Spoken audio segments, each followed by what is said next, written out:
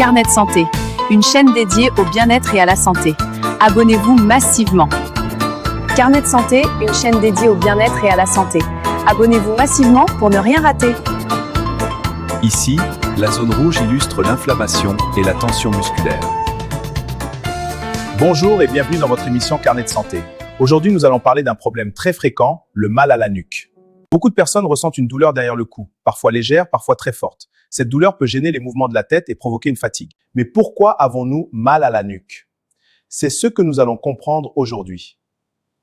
La mauvaise posture. La première cause du mal à la nuque est la mauvaise posture. Lorsque vous restez longtemps devant l'ordinateur, perturbe votre sommeil. Dormir dans une mauvaise position fatigue votre corps. Adoptez de meilleures habitudes. Les muscles du cou se fatiguent et deviennent douloureux. C'est très fréquent chez les personnes qui travaillent beaucoup devant un écran. La tension musculaire. Le stress peut aussi provoquer une tension dans les muscles du cou. Quand une personne est stressée ou fatiguée, les muscles se contractent, la circulation du sang diminue, une douleur apparaît dans la nuque.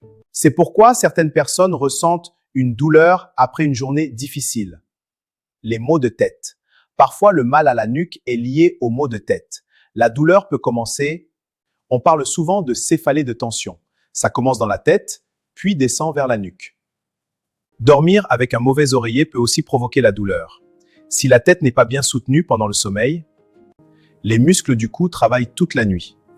Le matin, on peut se réveiller avec une nuque raide, c'est une raideur musculaire du cou. Cela limite les mouvements et cause une douleur lorsqu'on tourne la tête. Dans certains cas, le mal à la nuque peut être lié à une infection, une inflammation ou un problème des vertèbres du cou. Si la douleur est très forte, persistante ou accompagnée de fièvre, il est important de consulter un professionnel de santé. Comment prévenir le mal à la nuque? Voici quelques conseils simples. Gardez une bonne posture.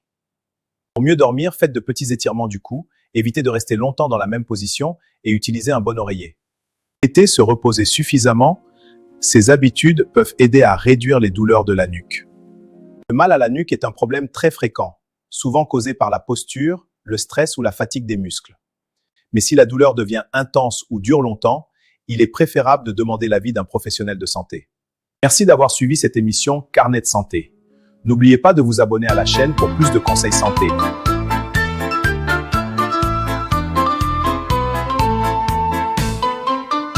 Carnet de santé, une chaîne dédiée au bien-être et à la santé. Abonnez-vous massivement.